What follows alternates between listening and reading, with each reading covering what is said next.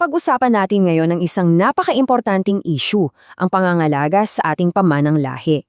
Alam nyo, sa isang bansang madalas napapabayaan ng mga makasaysayang yaman, may isang malaking kilusan ngayon na pinangungunahan ng isang napaka-impluensyang tao. Pero ito yung tanong, di ba? Ito ba'y purong pagsapit sa nakaraan o may kasama ba tong, kumbaga, pag-retouch sa kwento ng kasaysayan?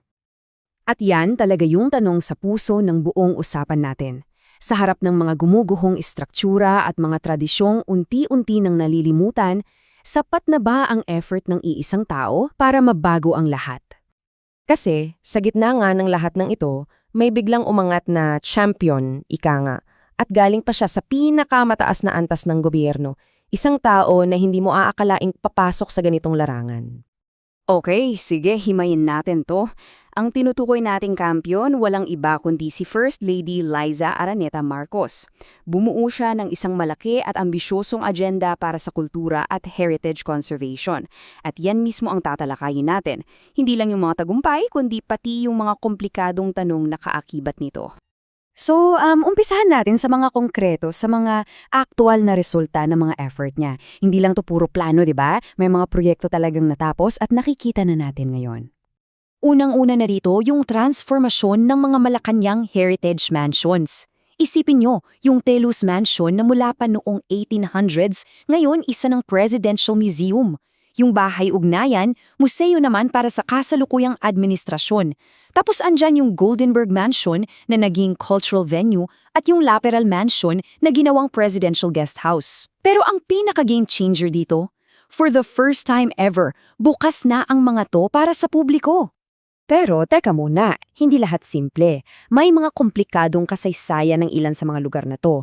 Halimbawa, itong Laperal Mansion. Yung original na pag-acquire dito noong panahon ng martial law, idiniklara ng Korte Suprema na illegal. So, legal, itong binili ulit noong 2022 bago simulan yung restoration. Itatak nyo muna yan sa isip nyo kasi importante yan mamaya. Okay, so mula sa mga gusali, lipat naman tayo sa kalikasan. Kasi hindi lang mga pader at bubong ang sentro ng atensyon dito, kundi pati na rin ang isang mahalagang bahagi ng ating kasaysayan, ang Ilog Pasig. Yes, pinangunahan din ng unang ginang yung rehabilitasyon ng Ilog Pasig. Sa ilalim ng proyektong Pasig Bigyang Buhay Muli, mayroong 63 na pamilyang informal settler na nailipat sa mas maayos na tirahan. So may direct impacto sa buhay ng mga tao, di ba? At hindi lang tutungkol sa mga bakay na nahahawakan. Yung effort umabot din sa tinatawag nating intangible heritage, yung mga pamanang hindi physical. Andyan ang Lika series para suportahan yung ating mga local weavers, yung Turnocon para sa ating pambansang kasuutan, at yung Goldenberg series para sa performing arts. Binibigyan nito ng platform ang ating mga tradisyon at mga artisan. At yung pagiging epektibo niya, hindi lang basta sabi-sabi. Kinilala to mismo ni Pangulong Marcos Jr., lalo na sa naging papel niya sa restoration ng PICC o Philippine International Convention Center. Sabi mismo ng presidente, nagawa talaga niya. Patunay ito na may reputasyon siyang nakakatapos ng trabaho. At para patunayan kung gaano siya kaseryoso sa kalidad, hindi siya nag-atubiling punahin in public yung substandard na pagkakagawa sa Philippine Film Heritage Building. Tinawag niya itong isang bulok na monumento ng kawalan ng kakayahan, so malinaw na hindi lang siya basta ceremonial figure, nagde-demand siya ng quality.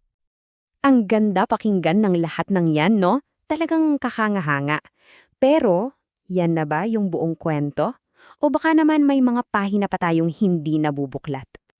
Ayan, dito na tayo papasok sa kabilang side of the coin. Kasi kasama ng bawat tagumpay, laging may mga kaakibat na kritisismo at mga tanong na kailangan sagutin.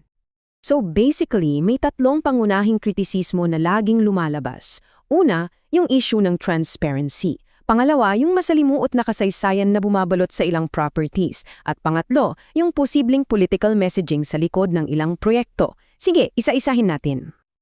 Unahin natin yung transparency. Ang laging tanong, saan galing ang pera? At kung pondo man ito ng bayan, paano ito ginastos? Ang problema, ayon sa sources, yung mga request sa ilalim ng Freedom of Information para malaman sana ang detalye ng gastos ay tinanggihan. At dito na pumapasok yung issue ng accountability, di ba? Karapatan kasi ng publiko na malaman kung saan napupunta ang buwis nila. At ito na siguro yung pinakamabigat na issue, kasaysayan. Para sa iba, yung pag-restore sa mga property na nakuha ng martial law era ay isang paraan para sa national healing.